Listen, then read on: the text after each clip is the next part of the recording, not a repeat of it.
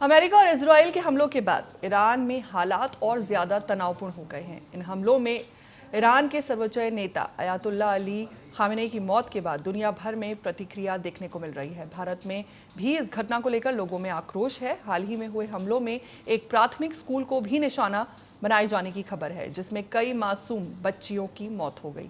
इस घटना के विरोध में चंडीगढ़ में लोगों ने सड़कों पर उतरकर प्रदर्शन किया और अमेरिका इजराइल की कार्रवाई की कड़ी निंदा की। देखिए हमारी ये खास रिपोर्ट।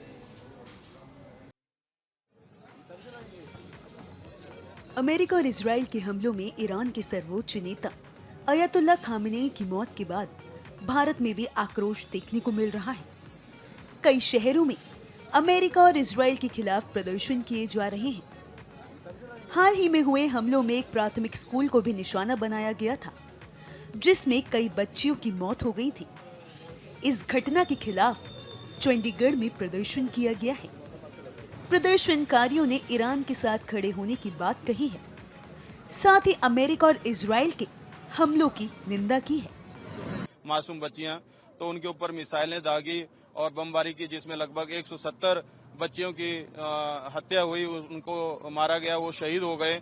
और इसी तरीके से फिर देर रात हमला किया, जिसमें अयतुल्ला खामेनेई साहब, जो कि ईरान के सुप्रीम लीडर और पूरे दुनिया के शिया जमात के जो रहनुमा थे, उनको और उनके परिवार को वहां पे मार के उनको शहीद किया गया, जो कि एक बहुत बड़ी कायरता है। उनके कंडोलेंस के लिए हमने यहाँ लद्दाख के जितने भी स्टूडेंट्स चंडीगढ़ या ट्राई सिटी में रह रहे सबको जमा किया है आज यहाँ पे, और उनके खिलाफ एक विरोध हम प्रदर्शन करेंगे सेक्टर 45 में, जिनमें हमारे चंडीगढ़ या फिर सिख बरादरन के लोग हैं, वो भी हमारे साथ इसमें शामिल हो गए। क्योंकि ये जो जंग है, हमारे आयतुल्ला सईद अली खामेनेई की जो जंग है, वो इंसानियत को बचाने के लिए था, वो ह्यूमैनिटी के लिए था, ना कि सिर्फ इस्लाम के लिए बल्कि पूरे इंसानियत के लिए था।